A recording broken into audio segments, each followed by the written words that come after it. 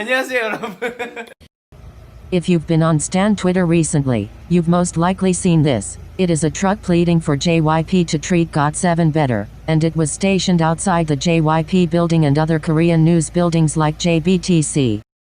Got7 is one of JYP's most popular groups of all time. They have a massive following mostly consisting of overseas fans. Their album sales are great, selling over 400,000 copies of their latest album Die. Yet why does JYP treat them like they aren't artists deserving of treatment equal to that of their other groups? First off, I wanna make a disclaimer for this video. This is not meant to bring down other groups, yet I feel it is necessary to discuss other JYP groups in order to fully grasp the situation Got7 is in. I also want to get out the way that there is a big difference between mistreatment and mismanagement. For the most part, Got7 is suffering from mismanagement and general unfairness. With that out of the way, let me show you how JYP is ruining Got7. The K-pop industry is known for its physical album sales, and Got7 have many beautiful physical albums for sale. However, they are only officially available in a few countries. Most of Got7's fanbase is outside of Korea, which is extremely evident. However, despite Got7 being the JYP group with the biggest overseas audience, their physical albums are not officially available on Amazon. If you want to officially get a Got7 album, you have to go to a website like Ktown4u and pay over $20 for shipping, whereas if you were to purchase from Amazon, shipping would be significantly less.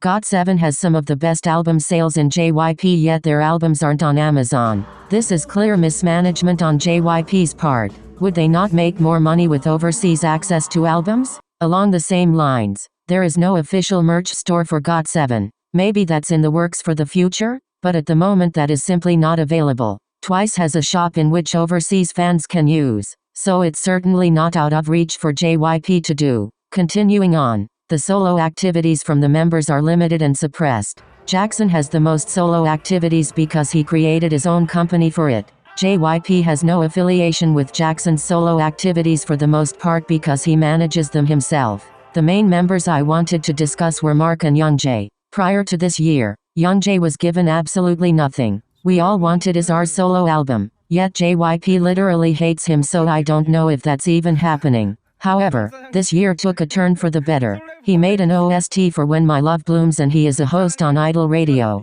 That is the type of management I want to see from JYP, but unfortunately, Agaces do get the short end of the stick. Moving on to Mark. When there are no Got7 activities, he is actively promoting in China. Mark is doing very well in China and gained quite a loyal following. One of Mark's goals for the year was to try acting, as it was something he was passionate about. Mark was auditioning for many roles in China because he essentially had to work his way up from the bottom. He eventually did land a role in a Chinese drama, and you know what JYP did? They rejected it. Absolute clownery. Fellow member Jin Young is an actor and recently landed roles in a drama and a movie. So I'm confused as to why Mark was not able to play in the Chinese drama. JYP makes me furious. JYP's general treatment towards Got7 is really so gross. This episode of The Knowing Bros demonstrates this. JYP was saying very annoying and blatantly rude things about Got7 throughout the mess of an episode.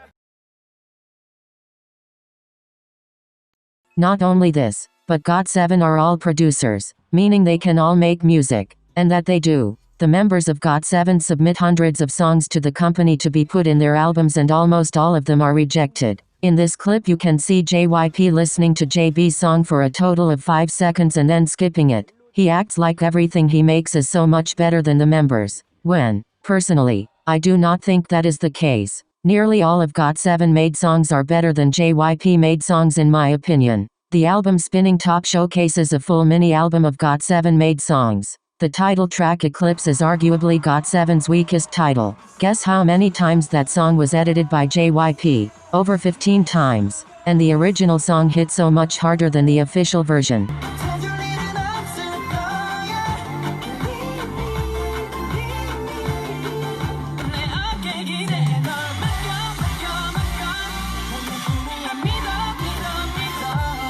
It was simply rejected because it was not Got7's color. What does that even mean? Got7 are their own color and any music they make is their color. The reason I think this is so annoying is because JYP actually praises Stray Kids for being a mostly self-sufficient group because they produce all of their own music. Got7 would be doing that if JYP would get his head out of his ass and listen to a full song before discrediting it. To add to JYP's absolute insanity, I want to discuss how the company totally mishandles and simply just ignores sasaeng issues. It is well known that Youngjae has many sasaengs finding his KakaoTalk and leaving creepy messages. Even Youngjae has pleaded with them on his Instagram to stop messaging him. JYP said they would take legal action, but they have not. It just perpetuates the idea that these sasaengs can even threaten to kill the boys and they would not be penalized. Jackson was even in an accident due to crazy sasaengs, yet we hear nothing. I am now going to rapid fire shoot mistreatment and mismanagement issues JYP has done against Got7. Got7's old albums are not restocked. JYP does not translate Got7's content despite their large international fanbase. JYP ignores fan letters begging for better treatment of the boys, and JYP promotes the boys extremely poorly. Fans end up having to go to companies and request Got7 in variety shows and things of that nature such as Dingo. JYP also took down JB's live stream showing the demo version of Wanna One's Light. This song was initially a Got7 song and JB made it himself. Parts of the song JB made were removed, so he was not given credit.